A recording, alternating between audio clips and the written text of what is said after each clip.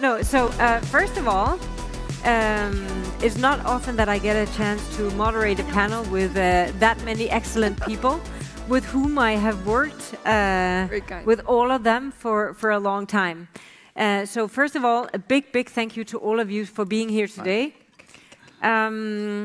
We are at a crossroad, we can say. We are finalizing a commission that has been a term of the European institutions that has been like crisis after crisis after crisis, but also focused on digital and managed an unprecedented amount of issues, both COVID, of course, the aggression of Russia towards Ukraine, the war in Ukraine, and the supply chain issues, etc. And digital has been consistently at the agenda as one of the solutions for this, and one of the big investment areas. So with that, I think we can say that it's been a digital success. 20% of the recovery fund went for digital.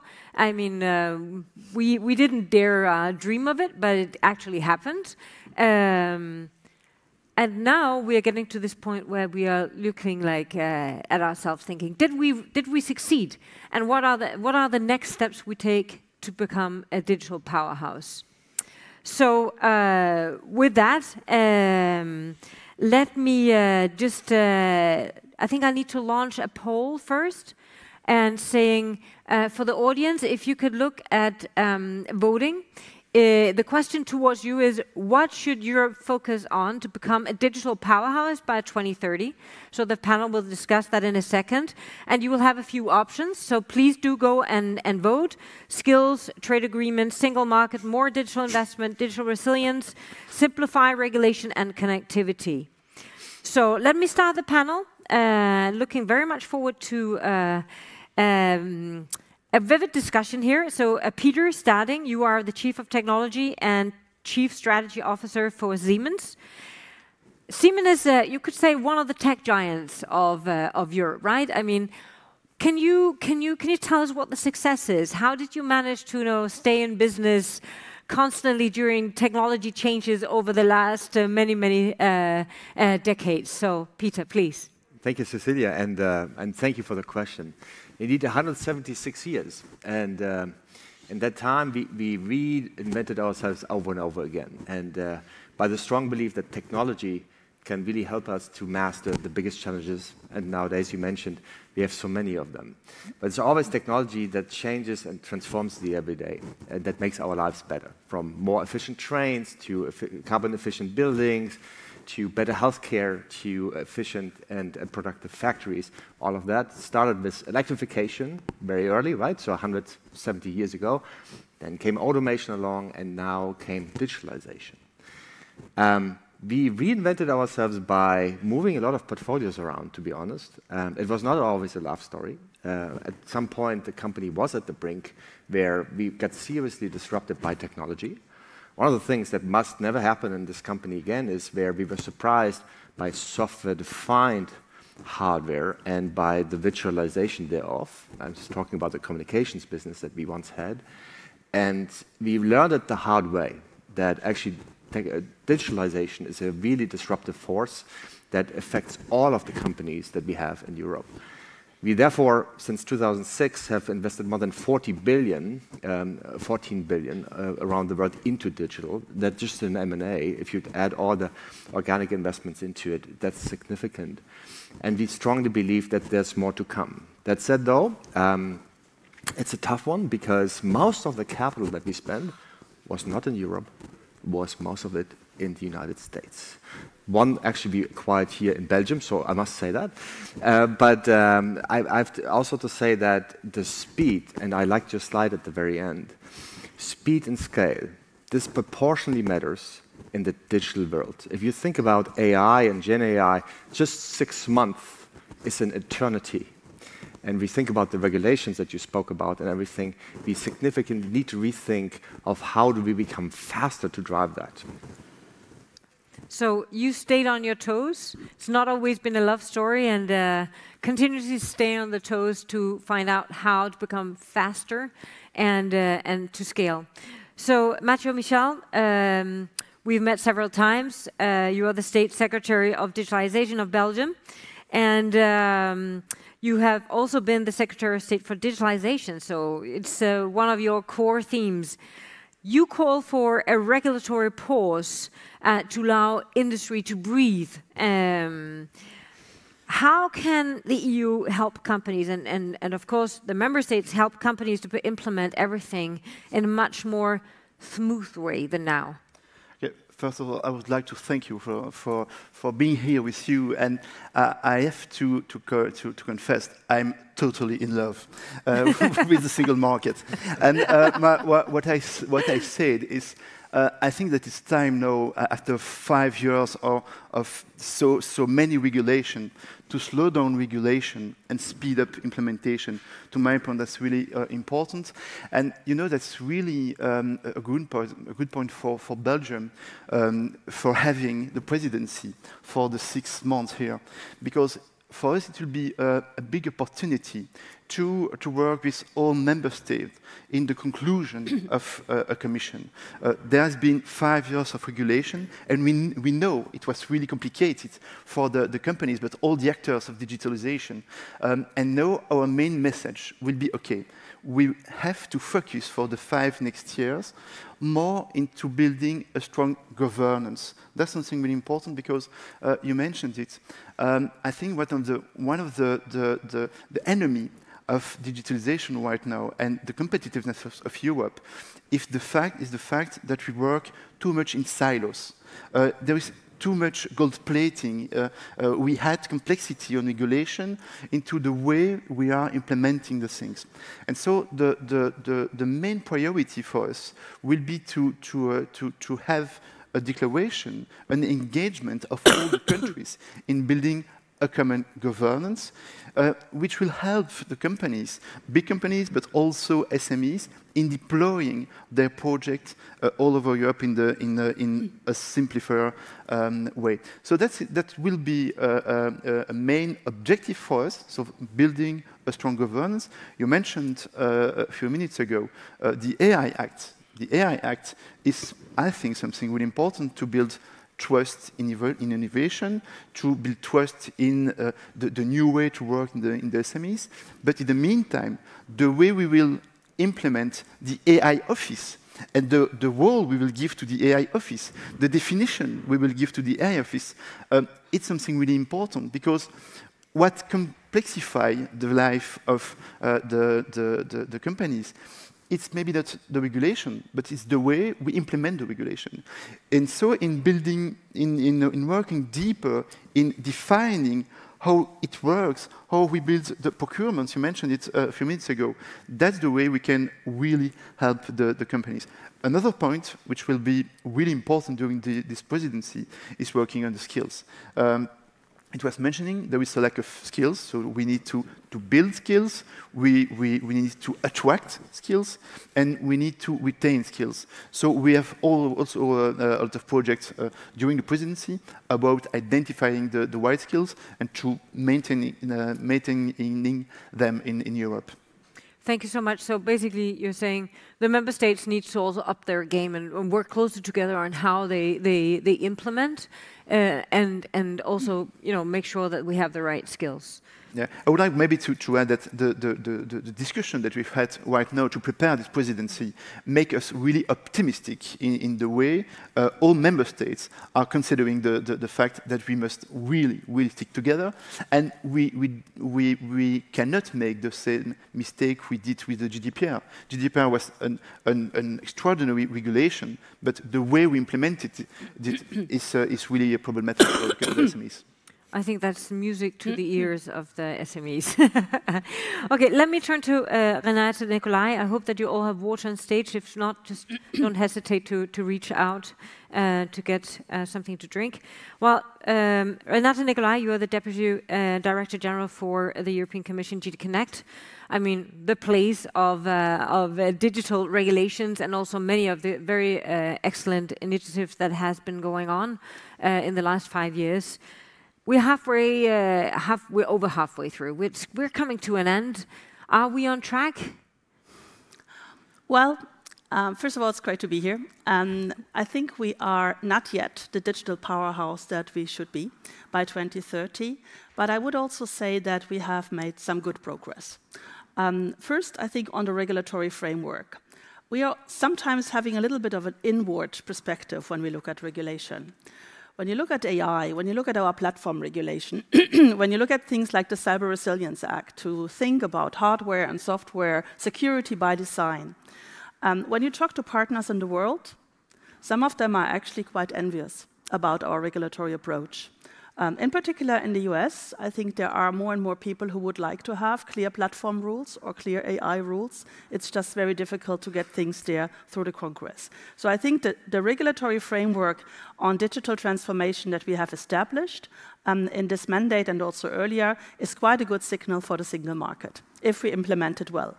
I think we also addressed some of the burning issues that came up, such as supply chain issues. I think with initiatives such as the CHIPS Act, we have shown that we address this heads-on and in a very innovative kind of industrial policy point of view.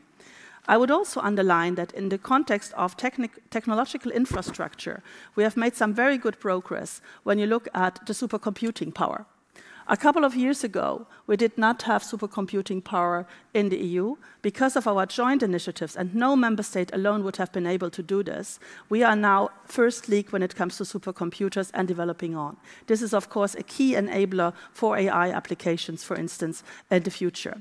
But we are not yet where we should be, because we have given ourselves targets, the digital policy targets, and we heard the numbers when it comes to the digitalization of business, how many SMEs are using cloud services, how many are using AI. That's still too low. We have given ourselves targets on skills. We're not where we should be.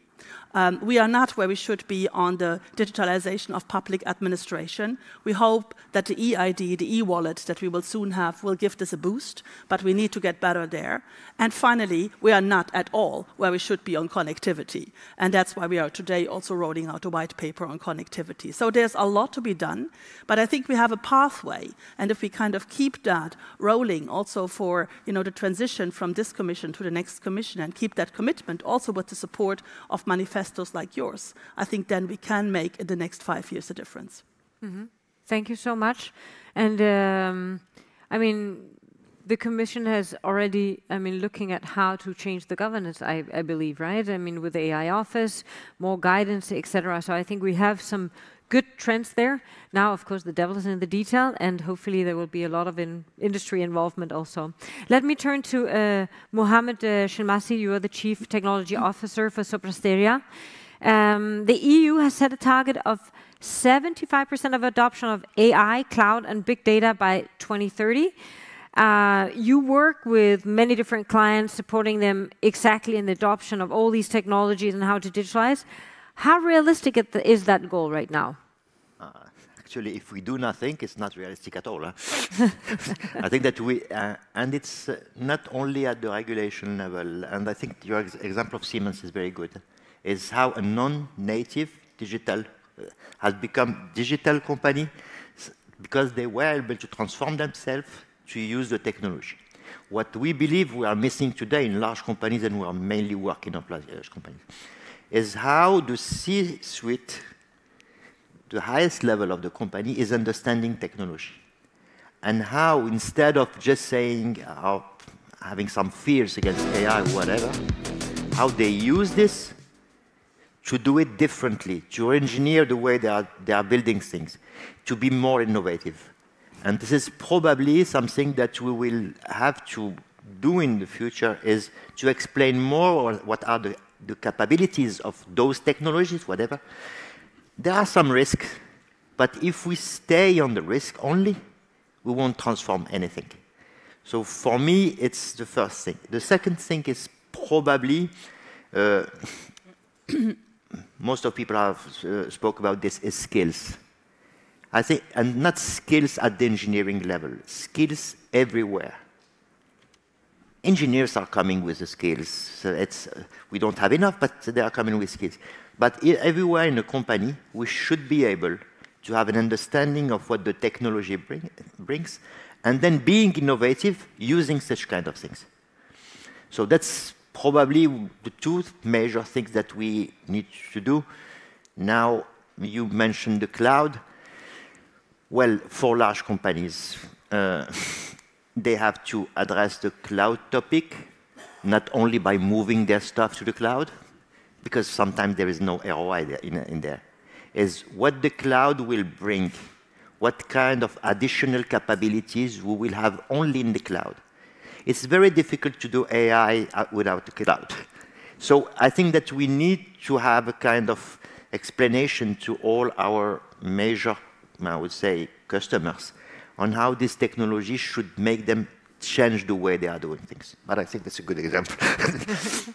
Okay, so lack of skills at all levels in the company, and definitely much more education also of business leaders. Yeah. And I think you could say the same for the political environment also. on highest level, actually, I had a chat with the Belgian Prime Minister, and he said the same. We need much more injection of digital capabilities and knowledge, not only in the boardrooms of CEOs, but also on highest political level, and that takes the collaboration of private and public sector much more. So turning to Eva Medal, you have been the digital MEP, involved in maybe all the digital files for the last 10 years in Parliament. And if you are re-elected now, which of course you will be, then what would be your priority to improve the digitalization and the competitiveness of Europe? So first of all, thank you so much for having me and to convening this forum regularly. I think it's a great place to exchange ideas, but also to gain energy for the ideas that we all have and we would like to drive forward. When we talk about ideas, I think it's about time that Europe gets back to be the place of big ideas. One such idea is the one that gets you sentimental, and that's the single market. And it's funny that we're going back to the single market creation and it gets us sentimental. But I think this is to show that these are the sort of projects and ideas we need today more than ever. What's the next Eurozone? What's the next Schengen? What's the next single market? I think this is a sort of big picture thinking that we need to approach the next term with. Some would say that for the past term of the Commission, that was the Green Deal, but it doesn't get us, at least for the time being, very emotional and very sentimental. Not necessarily content either. So I think it will be absolutely imperative to think, how can we maintain trust in democracies in the EU? And one way to do that is by member states, European institutions, for delivering what citizens want. So citizens are content if things work, if what they expect from the economy is happening. And we have to maintain that same standard of living for citizens in order for them to continue trusting our traditional mechanisms. So three things which are part of your survey, which have been mentioned, and indeed I do think one of those three things is related to consolidating existing rules, it's related to deregulating, it's related to cutting red tape. Secondly, going back to the basics, we can call them things that makes us sentimental, but thinking in the perspective of economic boost. You mentioned it earlier. I refuse to speak about the Capital Markets Union. Why? Because I've been talking about it for 10 years. And where are we today? Whether that would become reality or it would be a tech sovereign fund, but we need to think in that dimension. We would need that tool in order to achieve one of the most important and missing pieces when it comes to supporting the capital, but also when it comes to attracting talent. Thirdly, I think we will need to join efforts to support the R&D ecosystem where there is certain barriers for interoperability, for collaboration. They need to be removed and enhanced respectively, and increase the funding. But these are the sort of things that are the traditional measures, what we know. And I think when it comes to technology and when it comes particularly and specifically to emerging tech, I think we need to go beyond the traditional mechanisms that we know. And this is why just 2 days ago at the Munich Security Conference, we put out a call to create something called the Council on the Future.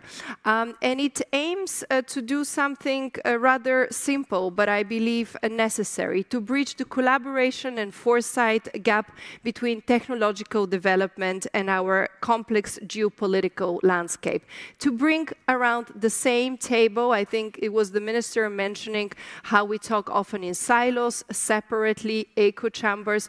It aims to bring everyone on the same table, from private sector, civil society, academia, and the public sector, to bring politicians, experts, academia, CEO, so we can fully leverage the opportunities and mitigate the risks of that cutting-edge emerging technologies. And I'm very happy that such an idea has been endorsed by names such as Prime Minister Kallas, Nobel laureate Maria Ressa, Brad Smith, Mustafa Suleyman, Eric Schmidt, and many others, because they all feel the need. We would need a different way to look ahead. Just to give you an example, if today is one of the biggest issues we are discussing is AI and elections, this is something that such a council would have addressed a year ago and would have found a way how to collaborate with all the different stakeholders to address that issue early on. So I think we need to go beyond those traditional mechanisms, simply because technology, as it was mentioned earlier, is outpacing those traditional methods. Thank you so much. So the need of big ideas and think about the future, not about the dangers of what might happen there, but the big ideas of what we can create. Who better to turn to now than Anne, who's also had that role in the Commission some years back, and right now the Vice President of Breakthrough Energy, working on digital and energy, and how we can revolutionize energy supply, use of climate energy sources to not hamper the climate. So, do you think that we are using digital to its full extent? I mean, apparently we've done a lot of regulation on the climate, on avoidance of things, but do we actually use the full force on digital, on doing good for the climate and having the right climate solutions? And what would be 3 things that you think that we could do better?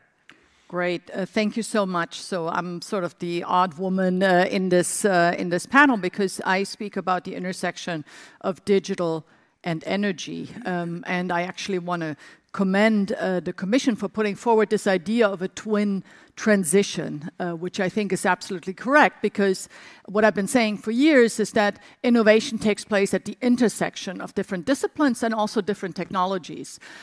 So I think that was extremely insightful. However, in practice, I would argue that the policies have been treated very differently, energy on one side and digital on the other. So I want to spend my time here reflecting a little bit, and maybe also trying to get your attention for why the intersection is so important. Firstly, on AI. The AI is already used today in the energy system. So according to the IEA, there are already more than 50 ways to apply energy on the energy system. So it's already de facto the case. But what I really want to do is maybe point to something that we are not sufficiently aware of. And also, like Eva, I'm just back from the Munich Security Conference. I serve on a body there that's called the Security Innovation Board. And one of the discussions we had was that actually AI and sort of future iterations of AI will be extremely energy intensive. So I've had already twice the opportunity to speak to Sam Altman. I went to also several sessions he spoke at in Davos, and he says that future advances in AI actually depend on breakthroughs in energy. So he himself is an investor in fusion technology, and I think we need to be aware of this connection, because Europe now also because of the energy crisis, as actually an energy-poor geography. The price of energy is twice as high in Europe as it is elsewhere, and this will have spillover effects into digital that I think we're not sufficiently aware of at this point. So just want to highlight that, because I see other countries, such as China and United Arab Emirates, have very ambitious strategies in AI and also have the energy prowess to underpin that. So this is something that we urgently need to think about in Europe. Secondly, I see a huge interconnection in the area of energy efficiency. You know that one of the flagship goals of COP28 is to double energy efficiency in coming years. We will not be able to do that without using all digital technologies at our disposal. That's very clear. And one area where I actually see opportunity for Europe is precisely because of the scarcity of energy, is to use that as a driver of energy productivity, energy efficiency. Because there isn't a company or a consumer in Europe that's not worried about the high price of energy. So we are incentivized to think about how do we drive efficiency in this sector. Just like 10 years ago, everyone was wondering how do we get European companies, and especially SMEs, to digitalize, to use digital tools. I think we need the same now in energy efficiency. We need to help companies through that process, and if we do that, we could actually build up an entire new sector of the economy in ways that hasn't been done before. So actually this crisis could be the stepping stone for a major opportunity. My third and last point is the power grid. Please pay attention. The power system, I heard Alexander de Croo say that data and digital is the central nervous system, but I assure you that the power system is also the central nervous system of our societies and economies. In the future, hundreds of billions of euros are going to be have to be spent to upgrade the power grid. And actually, a lot of the discussions now take me back to 2018, when we knew we had to transition from 4G to 5G. I would argue that we did that in a very unstrategic way, because we thought it was all about cost and competition, and we didn't favor our own champions that we had. We actually, for once, had two companies in the race. I will not mention them here, but I think everyone in the room knows who they are. We were not strategic at this point. Now we need to be strategic, because we are in a geopolitical and security environment that is highly volatile. So anything that plugs into the future power grid, we need to think about. Every wind turbine has more than 300 sensors. Before you plug this into anything, you need to know where does the IT come from? You know, how does this system work? So let's please think strategically about the power system, the energy system of the future, and what vulnerabilities might lie in it. And not only think about free trade and competition and all that. We need to be more strategic this time around. I conclude my remarks by adding something to your 3 S's. Speed, yes. Scale, yes. Solidarity, yes. But I add one, which is simplicity. If we learned anything from the Inflation Reduction Act, it's simple to understand. Please, in the future, can we have regulations that are easy to understand, easy to follow? And the last thing I will say is, coming back to the single market, that was the original Brussels effect, not regulation. This is what made Europe work, was the single market. That is, maybe I'm just one of the few here that's old enough to remember that. That is the original Brussels effect, not cranking out one regulation after the other. Thank you so much. Nobody could have said it better.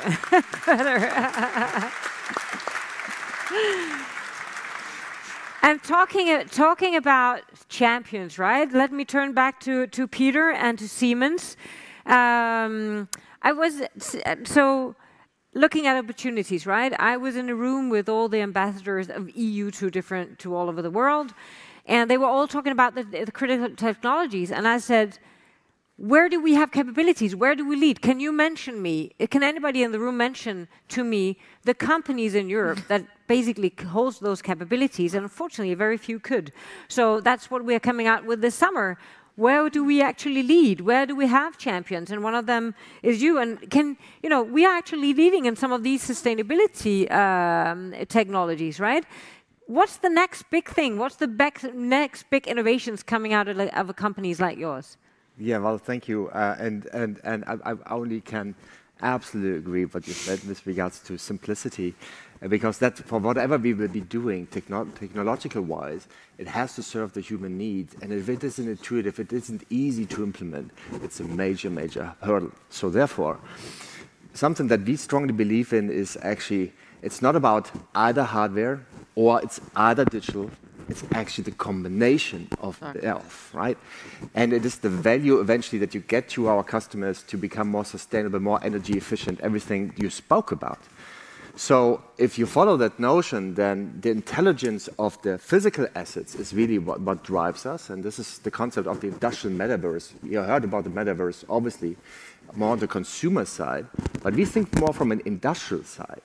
And why is that? Because there's the ROI. The idea of, for example, building a factory first in the digital world, optimizing it, simulating it, running what-if scenarios of what changes if semiconductors, right, are short, scarce. How do you change flexibly to make this work? Where do you actually consume most of the energies? Where can you drive this down? Simulate it in the digital world, because you can run so many scenarios, the many you want, and do it at lightning speed, because in the real world it takes much, much longer. But what if we can connect the digital world to the real world and get all the insights from the digital world back into the real world and have these two connecting and talking to each other? That is the vision of the industrial metaverse, really bringing industry to life, make it more competitive on a global scale. I believe in Europe, we have a lot of strong industries still, food and beverage, chemicals. We talk about, of course, a lot of building technologies that is there, energy efficiency, there's pharma. There's great, great companies around that still are world leading, and in order to make them successful, giving them the industrial metaverse, giving them those technologies to make that work, I think is quintessential. In there, you find a lot of great technologies to make that work. And one I want to mention specifically, which I think is very important, is actually edge computing. Because in industry, it turns out all the data that is being generated in the world, more than 10%, actually industry is the most data generator of all the sectors that you can look at. Okay? So that you need to know. Second, all of this data probably is not economically feasible to put into the cloud, let alone from a laws of physics, just to get them moving into a data center somewhere very removed and getting back. So you have to process it where you are, but you have to do it with good power. And so that's where edge computing, that always has the link into the cloud, so that you can train the models and all of that, but bringing it back. We believe that is something very, very tricky and very, very important for us in Europe to do that and to deliver that to the SMEs that we were talking about in a way that it's very easy to use, it's very plug and play, that idea of you just plug it in, it automatically connects to your network, it identifies the assets, and it very intuitively tells you in layman terms, and maybe ChatGPT and LLMs will help you to do that, that you can really pick it up and then be effective in, let's say, half an hour. That's something that we've done to something that is called a pick-and-place robot. For an SME, they can take now a cobot, program it on the edge, take the AI with it. And yes, the AI today, still, yeah, we have to see how it's being regulated. We hope that indeed it is sensible, yeah. But it can be done in half an hour. And these things we need in Europe and then scale around the world.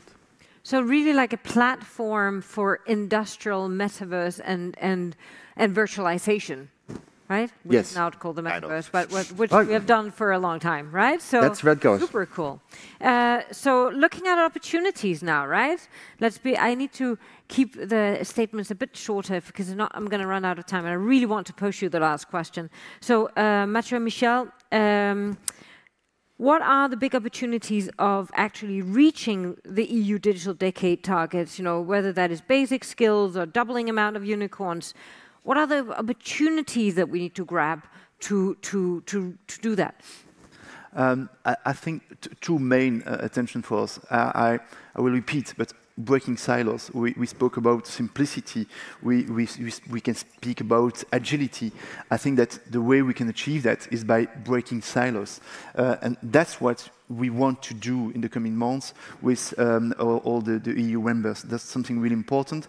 And not only with the EU members, but also with the SMEs, the companies. If we speak about the AI Act, I think that we must involve big tech companies which have the knowledge to accompany us in the good decision, the good implementation. So first, breaking silos, that's something really important. And second, the skills. You mentioned the fact that it was really difficult all over Europe to adapt our educational system to the standard of today, of what the companies are waiting for as workforce. So one of the propositions we will make during the coming weeks is to next to diploma system, to the traditional educational system, is to build more agility in the way we can identify the skilled people. You mentioned that the needs are for high educated people in the IT sector, but also for a common basic workforce. You know how the auto-certification of Amazon, for example, works. I think that we must work at the European level at building the agility in identifying the correct profile for the companies. In that way, we will be able to deliver much more workforce to the companies. That's something that for us is really important. So to summarize, next to the traditional educational system with the diploma is the recognition of the skills of the people, which today is not recognized. And that's something for us that's really important, because that's what will bring to the SMEs correct workforce. So breaking silos and more agility in bringing people to the companies. Thank you so much. Very clear. So turning to you, Renata, we all talk about how to break down those silos. What will be the areas where you think it will be most important to have a private-public collaboration that is much more extensive than today? I think to pick up what we heard, I think when we go to the next big kind of, potential developments, the virtual worlds, I think that's areas I fully agree that we have, when you look at the industrial landscape in Europe, really sectors where we could, industrial sectors, where we could really untap the potential. Here it's not about regulation. Here it's really about, first of all, using the ingredients of the regulatory framework that we have provided. I mean, something like the Data Act is really to untap the potential of access to data in Europe. So it's really to make that work.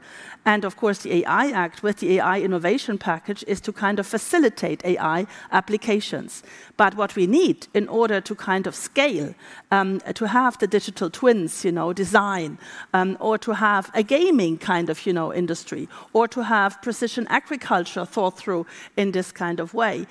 You think about different sectors, is really alliances that go, first of all, between public and private, but also alliances that in certain sectors also think Europe-wide. So really not, think Germany or France or Sweden or kind of Portugal or, Czech Republic, but think how can we create excellence centers? How can we build those kind of clusters of players that can work together and scale to the next kind of level? I think this is a huge challenge to really facilitate that, because on the metaverse, on the virtual world, that's a potential where we can use our industrial base with the kind of opening the doors that we have managed. And if we bring in the connectivity, that is the missing bit at the moment, so that we kind of support business models such as virtualization of networks and edge cloud computing coming in, I think then this could be a new deal for much bigger industrial productivity gains and competitiveness in Europe. Thank you so much. Before we go to Mohammed, let's just look at the survey. And we asked the question, what does it take? What's the most important thing to actually become a digital powerhouse by 2030? Do we have the results? We do, and I'm sure we can get them up here, otherwise I can quote from them. Well, number one is one I think that you're all interested in. It's simplifying regulation, which 37% names. But another one, Cecilia, is one that people are also asking questions about, and it is skills. I know that's close to your heart as well. And would you like me to quote some of the questions that have come in regarding skills? Yes, please. All right. There's one here that is on that. What has America Inc. done in terms of education and mindset to grab global market shares from European big co's in the last 2 decades? And also, do you have any radical ideas on attracting more digital skilled workforce or upskilling citizens to become potential employees? Well, I think actually the next stakeholder is actually the next speaker is the right man to ask. I mean, Sopra Steria is of course a company that is looking for this talent, and there is huge differences from country to country. Do you manage to find the talent, and if not, how can we make the situation better? Okay, I think talent exists. What we miss is diversity in talents. When you do AI, you have to avoid reconducting bias that exists in our world. So first of all, most of our engineers are men, unfortunately. They are coming from the same sort of, I would say, CSP plus stuff. So it's a problem. So we need, and this is where we are working, what we are working on, to add more diverse people. Should they gender, should they, I don't know, color, whatever. Why? Because if you want to build systems that you can trust, you need this kind of diversity. Now, for ourselves, we have launched for our almost 60,000 people a 2-year program on AI and technology in general, starting from, I would say, the board members. Why? Because we believe that each and every employee of Sopra Steria, if you want to help our customer, should be aware. Not all of them will become specialists. But I think that, and the invention that you have mentioned are coming not only from engineers, but also from people that are using it. So this is something that I think we could share. It's not a matter of specialists, it's a matter of everyone, because AI will change a bit the world. And before, I think that there is one point that I can add on the next technology that we want to look at, and especially when we are talking about industrial metaverse or whatever, is how are we going to push our quantum computing startups today?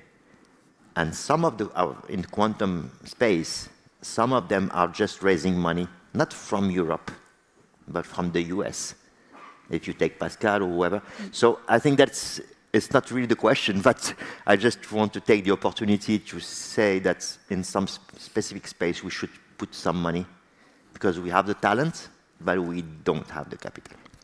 Okay, and attract investment, but also attract the talent in quantum to Europe.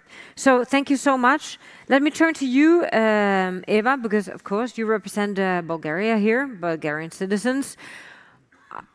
I mean, personally, I hear a lot of politicians say, yeah, but we need to do something, people are scared. Mm-hmm. But if I ask people if they're scared, I don't see them as scared as we might tell them that they are. Or as some politicians want them to be, yeah? Have we managed to kind of create a scare picture of technology that, with citizens, basically, I mean, because then we have somebody to save? Or are they actually scared of technology? And if they are scared of technology, how can we change that?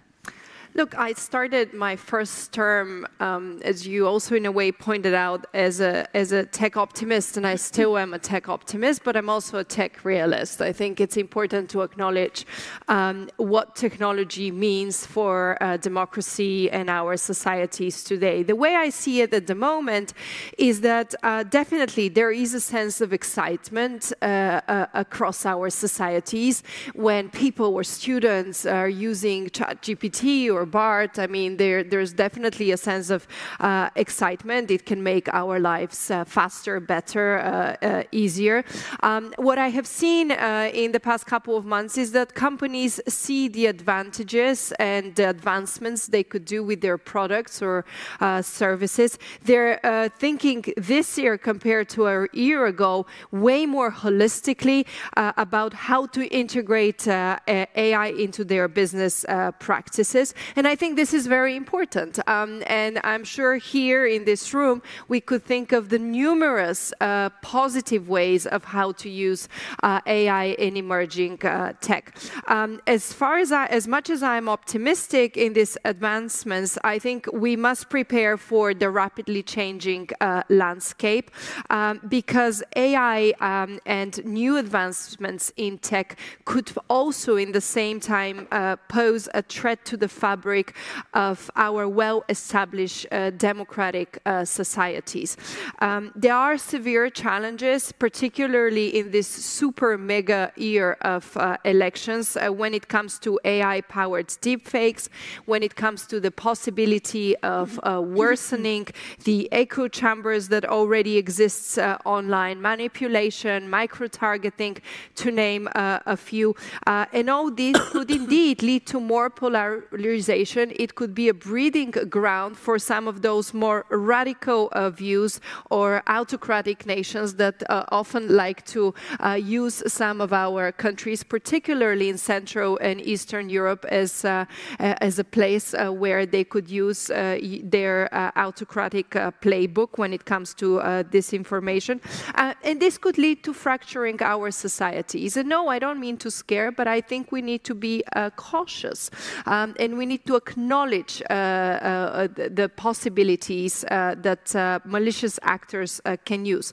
But your question was what we can do. And I'll go back to some of the points that I raised in the beginning. The first one is that we must continuously improve the livelihood of our citizens to make sure we energize their trust in democracy, to revitalize that trust. And this is where, for me, the Europe on Big Ideas comes in. On big ideas regarding competitiveness, I think it would be important to think in that way. My second point is that we cannot, as European institutions and Europe, not support democracy worldwide. We need to continue our unwavering support to countries like Ukraine and Belarus. And thirdly, we have to prepare for the future. We need to have foresight. We need to fill the gaps in our knowledge, but also in our collaboration. And this is why, for me, launching an initiative like the Future Council, it's important because it could be a vehicle to achieve exactly this. Thank you so much. So last speaker, Anne, I'm on a time, I'm really strained for time, but you, I really want to hear, I mean, as short as this big a topic it is, the top priority right now is the transition away from Russian gas and oil for many, many reasons, important reasons. Can you give a crash course in how technology can help in that?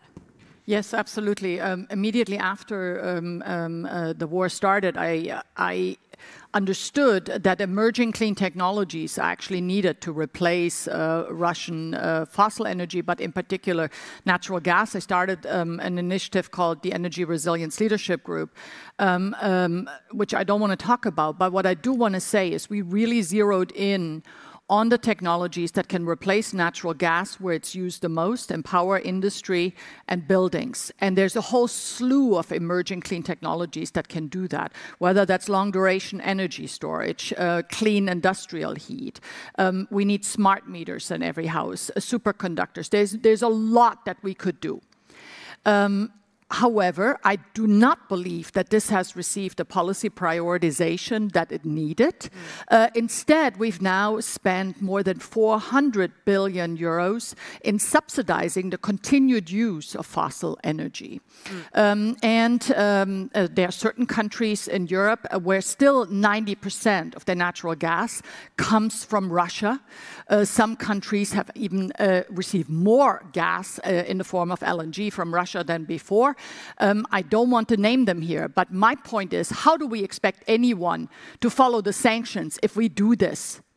This is an emergency of the highest magnitude. We need to get off Russian fossil energy, but we need to get off fossil energy, period. So please, emerging clean technologies. I know this is more difficult than just subsidizing the continued use of fossil energy, but we need to zero in. These technologies exist today, they're ready to scale, but we need to de-risk them. They cannot compete with fossil energy that's so heavily subsidized. So moving from? Secondly, we need to finally lower the cost of the energy transition. So much of what we've done has increased the cost of the energy transition. But through digital, we could actually do so much to lower the cost.